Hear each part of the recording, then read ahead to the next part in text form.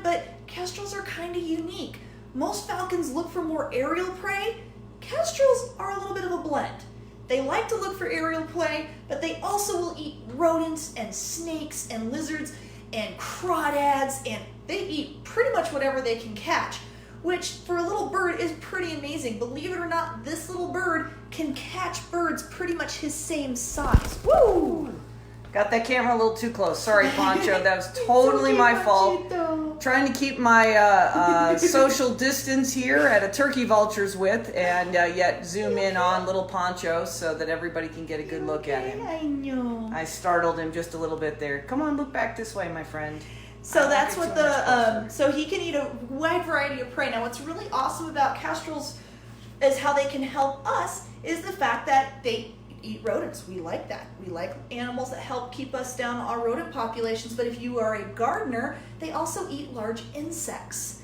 So this is a bird that's great to have in your neighborhood because it would help you with your gardens. It would keep all the little mice and rodents away, as well as your grasshoppers and katydids and all your bigger insects that like to eat on our little vegetables and stuff like that. Oh, there's a good boy. You know, and Shauna, my memory from living in larger cities before I moved to New Mexico is that kestrels are really found pretty much anywhere, open areas as well as urban areas. Could you tell us a little bit about where they nest?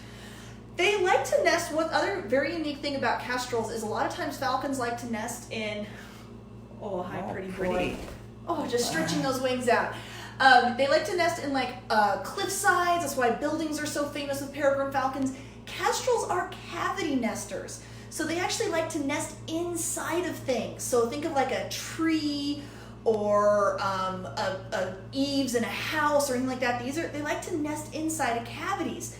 And that's where they like to go, which makes it really easy if you would like to invite a family of kestrels to your neighborhood, or if you have enough property, you can invite them to live in your yard. Keep in mind, these wouldn't be pets. You wouldn't be raising them, but you'd be able to see them every day and have a family and help them with pests by building what's called a kestrel nesting box. And that is something that the public can build. You can have to go online. There is the American Kestrel Partnership, which is funded through the Peregrine Fund. And basically you can look up American Kestrel Partnership and look up nesting boxes, and they'll have a whole thing there on how to build a nesting box for a kestrel. Not just how to build it, but where to put it to help encourage kestrels to live. And that might be a good project for folks while they're stuck at home here during this time of social distancing and so forth, right? We could go online and find those nest box plans. Exactly, and learn more about these fascinating birds, because kestrels are probably our most colorful raptor in North America. They're one of our most common birds in North America, outside of like the red-tailed hawk or great horned owl. However, we are actually losing our American kestrels. Since the 1950s, we've lost almost half of their population, and the really scary thing is a lot of our scientists and biologists don't know why. We don't know why we're losing them. There's not one answer. A lot of times we hear about losing animals and there's one answer going on. We don't have one answer for kestrels. There is a slew of answers as to why it's happening in different regions of the United States. So basically for here, it could be habitat loss, could be using rat poisons and stuff. These guys eat those things, or if you use bug poisons on your plants in your garden, they eat those insects, so they're getting sick when you use those chemicals. And things like that. Also deforestation, you're cutting down old snags and trees. That's where they nest when you cut those down. Right. So all those factors could add up as to why we're losing our kestrel population, but it's kind of speckled throughout the United States. And if you go to that website I mentioned before, American Kestrel Partnership, you can actually see a map showing where they're being mostly affected in the United States right now. And that is a concern for a lot of raptors, both poisons and toxins in our environment, as well as habitat loss and many other human effects on wildlife. I have to say that Sally's watching, and she says that kestrels are one of her favorite birds, so that's really cool. If you have any questions for Shauna about Pancho, we can take them here. Just to mention, we are the New Mexico Wildlife Center. We are a nonprofit organization dedicated to connecting people and wildlife for an abundant tomorrow, located just north of Santa Fe a little ways. We're supported through grants and donations, so we sure appreciate anything that you leave us in terms of donations, and thank you so much for your continued support. Shauna, what else can you tell us about Pancho? You know, I have to tell you, my favorite thing about Kestrels is the way they move their heads. Have you seen them doing that? I've seen him doing that, and sometimes when I do talk, some people will say, oh, it looks like he's agreeing with you. He keeps nodding his head up and down, and he's actually not agreeing with me. I can kind of imagine that he is kind of like, yeah, but he's actually not. What he's doing is he's actually trying to focus. Have you ever tried to look at something far away? And what we do is we do this. We squint our eyes to help us. When he's bobbing his head, he's essentially doing the same thing. Because as you notice, he's not squinting his eyes to look further away, but bobbing his head helps him triangulate and focus on things that he's trying to get a clear picture on right now. So that's why he keeps doing that. And even though it looks like he might be looking at me, keep in mind he can almost see 270 degrees around him at any time because of where his eyes are on the side of his head. So even though his head might be or his beak might be facing towards me, but he could be still looking at you and Melissa, even though his beak's facing this way. And he's got a super flexible neck, kind of like the owls do too. You know, we had a question here. Thank you for asking. We are not open right now. We are normally open Monday through Saturday, 9 to 4. But of course, now with the virus pandemic, we're closed to keep everybody safe. Whoop, where are you going there, Pancho? So we are just spending some time with our friends on Facebook Live. You can also see our YouTube channel where we have some videos about who we are and what we do. I'm going to back up just a little bit. Maybe he's getting tired of my standing only a turkey vulture wingspan away. I'll have to back up a little more here. Shauna, before we wrap up, what else do you have to share with us about falcons or about the American Kestrel or Pancho? Well, Pancho here, he is one of our ambassadors. So he is one that when things resume to normal here in our community, he would be one that could go out to school programs. He also has gone to a few birthday parties that we've hosted here on site as well.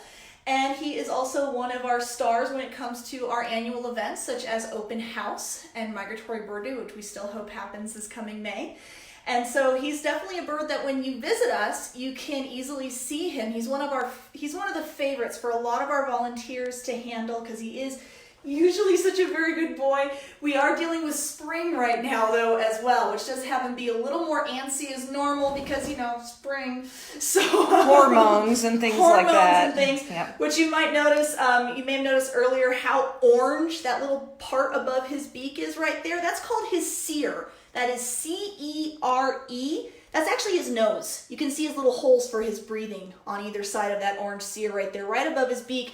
Now, usually that's kind of a more paler yellow color. Right now, it's very deep orange, and he's trying to look nice for the ladies. That's why it's that color right now. So he's in the lookout for love, but he is the only kestrel we have here on site. He'll be okay. We've had him for a few years. He gets over this. He'll be fine. He moves on, yes. He moves on. Even though he didn't find the love of his life this year, he moves on, and Shauna, he'll be totally fine. Yes. If I might interrupt you again, Yes. I'm sorry. Someone asked if we are still taking injured animals. In fact, our hospital is open. We ask that you call ahead if you find an injured animal so that we can advise you not only on how to capture and transport it, but also on our slightly modified admission procedures here. We're trying to keep everybody safe, so we're minimizing human-to-human contact when folks bring in admissions to our hospitals. So let's see, what else? Oh, you know what? There was one other thing I wanted you to talk about. Okay. I love it. He's turned his head a couple of times for us while I was holding the camera here, and we can see those spots on the back of his head, those eye spots. Oh, buddy. Easy, Punch. We're almost done, buddy.